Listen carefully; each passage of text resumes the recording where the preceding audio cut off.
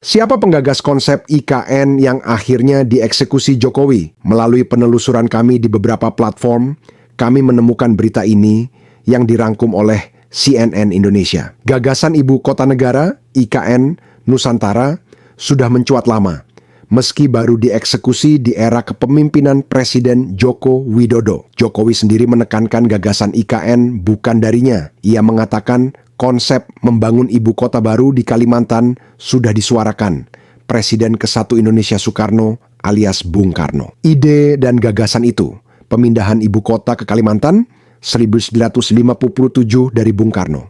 Saya hanya mengeksekusi, kata Jokowi dalam 100 CEO Kompas Forum di IKN, Kalimantan Timur, November 2023 lalu. Dalam perjalanannya, ide memindahkan ibu kota kembali mencuat setelah rezim Bung Karno. Khusus ide ke Kalimantan pernah disampaikan oleh dosen Fakultas Ilmu Sosial dan Ilmu Politik Universitas Indonesia, FISIP UI, Andrinov Caniago. Ide itu akhirnya didengar Jokowi. Saat Joko Widodo menang di Pilpres 2014, Andrinov langsung bergegas membisikkan ide tersebut, hingga akhirnya ia ditunjuk sebagai Menteri PPN Duti Kepala Bappenas 2014-2015. Lalu, kami diam-diam bikin kajian untuk mengantisipasi kemungkinan ada perintah Presiden Jokowi untuk melakukan kajian pemindahan ibu kota ke Kalimantan, tutur Andrinov dalam peluncuran buku di Kementerian PUPR, Jakarta Selatan, Rabu 14/8. Ide belum terrealisasi,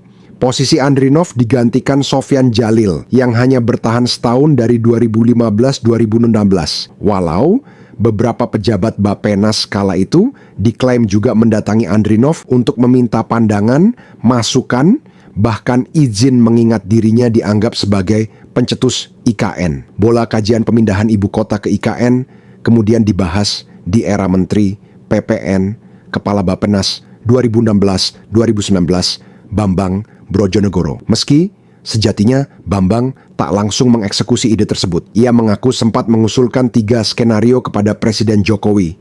Pertama, pendekatan sederhana, yakni mengumpulkan kantor kementerian lembaga KL dalam satu kawasan di Jakarta.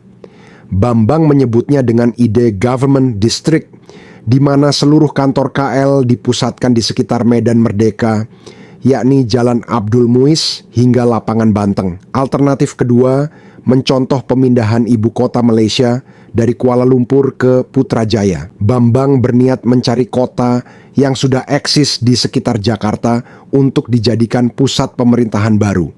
Ketiga, yang ekstrim, langsung pindah ke luar Jawa. Karena kita sudah berpikir kalau mau memindahkan ibu kota, pindah ke luar Jawa. Akhirnya ketika kita diskusi, kesimpulannya tetap sama, kita tetap pindah ibu kota ke luar Jawa. Jelasnya, sampai pada akhirnya pembangunan IKN Nusantara berlanjut hingga sekarang.